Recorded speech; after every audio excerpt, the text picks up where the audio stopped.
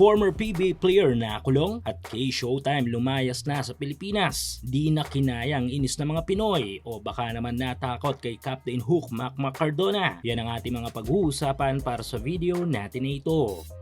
So kagabi lang ay may isang masasabi nating malungkot na balita para sa mga Filipino basketball fans or even nga sa mga PBA fans dahil nga may isang dating PBA player na nasangkot sa matinding problema na naman. Yes na naman dahil nga sa pagkakaalam nga natin ay talagang nagbago na ito since bumalik siya sa basketball scene. Pero heto nga't muli ay tila balik kulungan na si Idol. Sabado ng gabi nang maganap ang insidente sa isang bar sa BGC. Ayon sa biktima ay pumunta ito sa smoking area nang makasalubong niya ang former PBA player. Nagkaroon ng bahagyang sagyan kung saan ay nagulat na lang daw ang biktima at bigla siyang hinalikan ng suspect. Patapos nun ay tila di pa nakontento ang dating PBA player at hinatak pa at muli niya pa itong hinalikan. Tumakbo ang biktima at nagsumbong sa kanyang kasintahan. Matapos nun ay dito na nagsimula ang matinding gulo. Dahil dito ay sinampahan ng kaso ang former PBA player na nakikipag-areglo sana at gustong bayaran na lang ang lahat ng danyos. Napagalaman na marami na palang kasong naisampa dito kay Idol simula pa 2016 at ito nga ang pinakabago.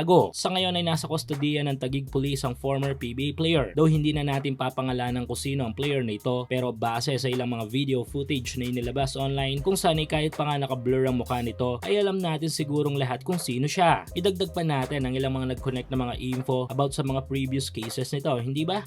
Suportahan ang inyong paboritong team sa PBA, NBA at NPBL o kahit pa nga sa mga overseas league. Full details sa comment section. Samantala matapos ang malungkot na balitang ito ay heto at meron naman tayong masasabi nating bahagyang masayang balita. Yes, lumayas na nga sa bansa ang maangas na Canadian street baller. Ayon sa previous post nito sa kanyang official Facebook page ay ginanap na nakaraan ang kanilang huling laro o dayo sa isang court dito sa bansa. At makikita rin sa bagong upload nito na nasa ibang bansa na ito at doon namang gumagawa ng kalokohan. Nito lang bago ang kanyang huling larong ito ay naispatan ng former PBA player na si Mac Cardona na dumalo sa isang event nitong Canadian street baller. Kung natatandaan ay makailang beses sinamon ni Cardona itong Canadian na ito kaso hindi nga ito sumasagot. Umabot pa nga sa punto na heto na't si Cardona nang tumungo sa venue ng kanilang paglalaruan kaso hindi pa nga rin ito sumagot kay Cardona. Possible kayang natakot ito kay Captain Hook kasi kung views lang ang concern nito I'm sure ay may makukuha ito. Kung TF naman over na yata dahil nga ang makalaro mo lang ang ilan sa mga mahusay na dating player ng PBA kasama pa si Pinoy Sakuragi Mark Pingris ay higit pa sa TF ang makukuha mo, hindi ba? Kaya sayang at di natuloy yon at lumayas na nga ito sa ating bansa. Kayo mga ka-hoops, anong masasabi nyo ukol dito? I-komento nyo lang yung opinion sa ating comment section.